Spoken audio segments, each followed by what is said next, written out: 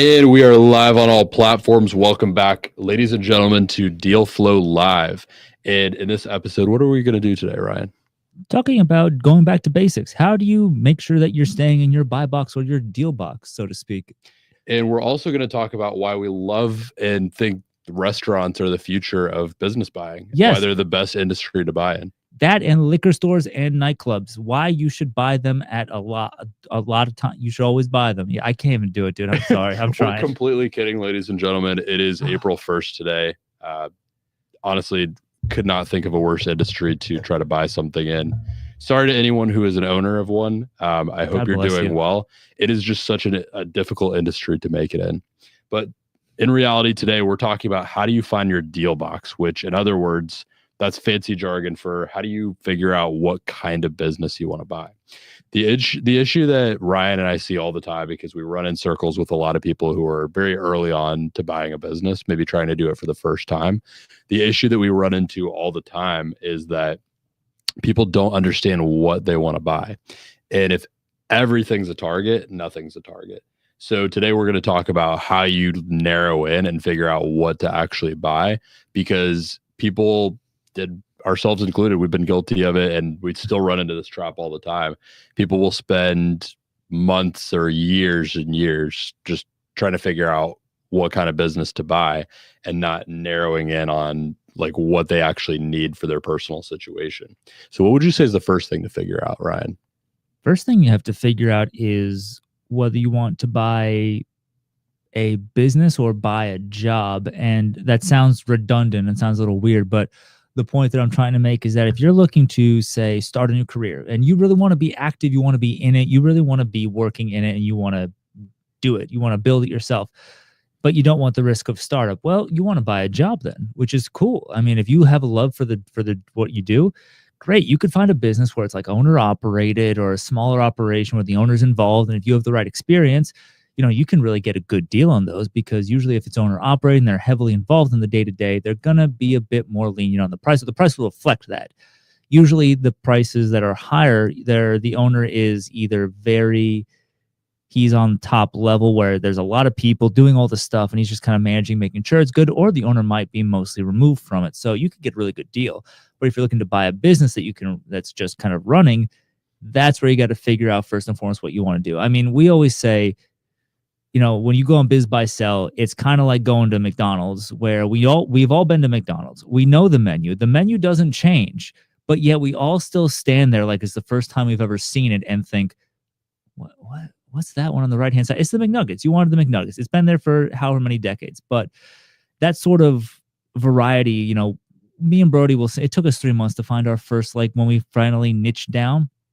We'll still send each other stuff back and forth, but we don't really go on it. We're just interested. But, figuring out if you want to buy a job or buy a business is your first bare minimum thing you got to do. Yeah, I completely agree. I think you got to figure out what kind of involvement you want to have. We also have a question from Cheyenne.pdf. As a boutique private equity firm, how do you find a small niche where you're not competing with giants? That's a fantastic question. And I think one thing I'll say is, and because we are a small boutique private equity firm with the deals that we're doing, we are still competing with giants. I don't know that you're ever going to not be competing with giants. You're not going to be competing with people or with firms like Blackstone or KKR or anything like that if you're doing smaller deals. And I think that's where you find your space, is you have to do a little bit smaller deals. You have to weed through a little bit of the trash, so to speak, that are still great businesses, but are just not quite as well designed and well oiled. But I think doing deals with net profit below $1 million a year, and maybe even below $500,000 a year, can be a sweet spot if you're really small and boutique. But you're still going to be competing with a lot of people in this day and age. You just have to compete better, and you have to find niches that are not picked over too, I'll say. So we talk about HVAC a lot on this show. It's a little bit picked over at this point. It actually is. So it's difficult to compete in that space. You have to really know what you're doing. So if you can find newer emerging markets that are very very great markets with good margins and good businesses in them, but haven't quite been picked over, that can be really beneficial too. Which brings us to the next thing you got to figure out, which is your industry or set of industries. Now, when I say industry, you don't necessarily have to be exactly as specific as like one individual type of industry. That'll certainly make your search easier. But for example, we mostly look in home and commercial services. So those are very broad. That could be anything from HVAC to electrical to plumbing to something like lawn care or something like that. We look across a lot of different home and commercial services because there's a lot of different connections and things that we can do with them.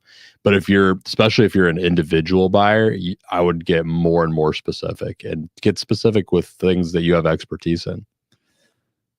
Yeah, and most importantly, if you don't have expertise, look in your network and see who does have expertise that you'd want to work with. Because just because you're not that guy doesn't mean you don't know somebody who is, quote, that guy. So partnerships are very important when you're looking through these, understanding who you could work with, what industries and how they are.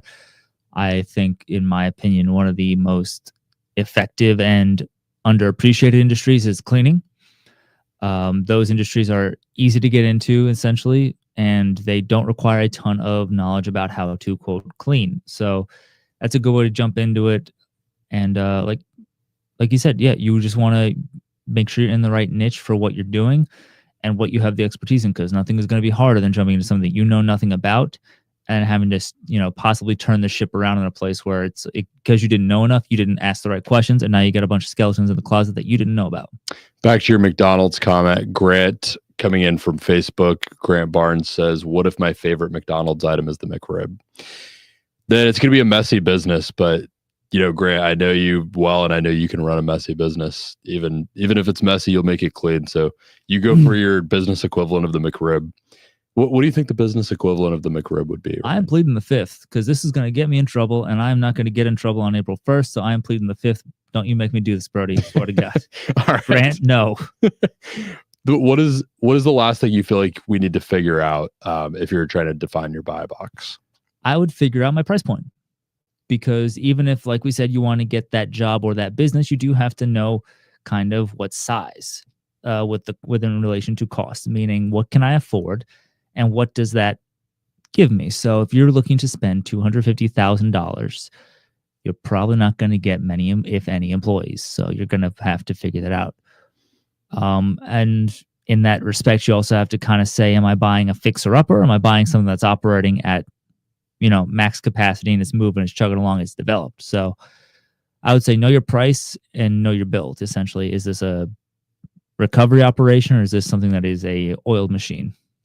The other biggest thing I would say, and this goes along with what Ryan said about knowing your price, is you need to know how much profit you need to be making from the business. So if you're going to be owner operating it, if it's going to be a job for you, you need to make sure it has enough cash flow coming in, even if maybe there's some seller financing you have to take on or some SBA financing, or maybe you have an investor that you have to pay back some kind of interest or equity or something like that. After all of that comes out, what profit is left in the business? And is that enough to pay you to run it or to pay the people that you need to run it? So you need to pair those two things together. You need to be thinking about both.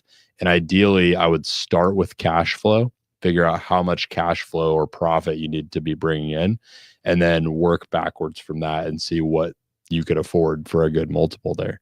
And you've got to, if you can't afford it, then you've got to go figure out a way to find the money, whether that's seller financing partially or SBA financing, or whether it's some kind of other loan, or whether it's some kind of investor that you have to bring in as an equity partner or something like that. Yeah, I think the important thing is that when you're doing your calculations on what you can afford and the cash flow that comes along with it, make sure you're adding in your debt repayment. So you also got to factor in if you're doing SBA, you're thinking 10 to 12%. I always say be conservative on your estimates. So go a little higher than you think you're going to pay, because you also do want to hit that premium just a little bit, and say, okay, after that's taken out and then the assuming costs, and you're assuming nothing's changed, the business runs exactly as it did, no improvements, no decreases, is this more than I'm either A, making now, or B, that I'm going to, as Grant had put it on one of our internal call, one of our intergroup calls, are you going to be able to wake up in the morning to that amount of money and say, this is worth it? Because if you're not, then it's not a good buy. So true.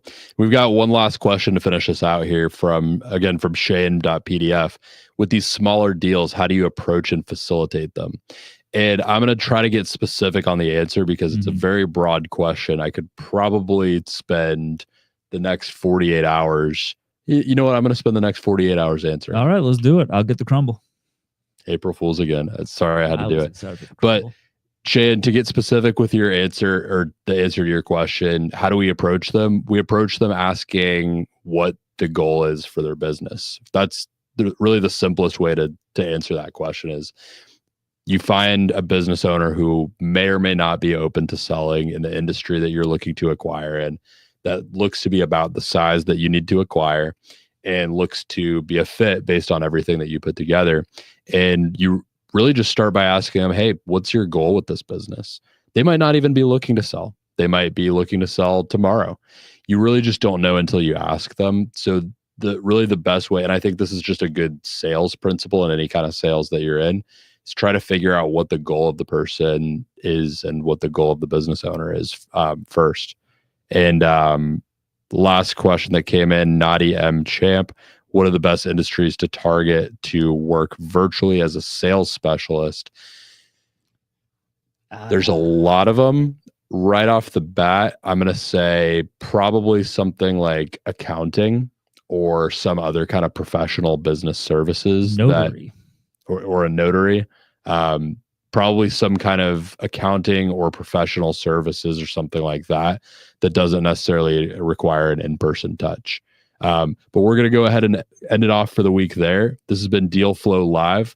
This has been how to define and find your deal box. I'm one of your hosts, Brody Vinson. I'm your other host, Ryan Santo. And we have enjoyed talking to you about this today. Tune in every weekday every Tuesday at 6 p.m. Eastern Standard Time for Deal Flow Live. Bring topics that you want us to cover. Let us know what industries you want to see us cover, what other topics, and even send a deal our way that you want us to cover, whether it's online or it's something off market, and we'll break it down, give our opinion, and let you know what we think. See you on the next one. See ya.